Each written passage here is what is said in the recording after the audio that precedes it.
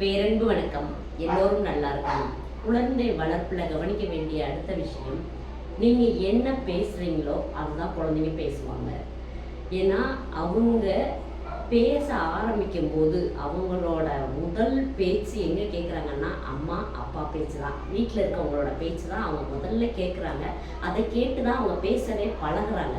அதனால தான் நம்ம மொழிக்கே தாய்மொழின்னு பேர். இதுதான் பர்வீன் சுல்தானா மேடம் சொல்லியிருப்பாங்க ஒரு பேச்சில், குழந்தைகள் கெட்ட வார்த்தைகள் பேசுவதில்லை, கேட்ட வார்த்தைகளை தான் பேசுகிறார்கள் அப்படின்னு சொல்லிட்டு. அப்போ அவங்க கெட்ட வார்த்தை பேசுகிறாங்க, பேட் வேர்ட்ஸ் பேசுகிறாங்கன்னா அதை எங்கே கேட்டிருக்காங்க அப்படின்னா குடும்பத்தில் தான் அவங்க அதிகமாக கேட்குறாங்க அப்படின்னு.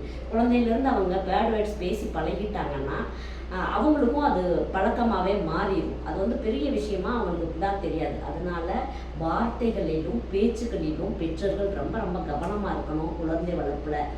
அவங்க வந்து நம்ம என்ன சொல்கிறோமோ அதை தான் அவங்க பேசுகிறாங்க. அதனால் தாயோட பங்கு இதில் ரொம்ப பெரும்பான்மையான பங்கு.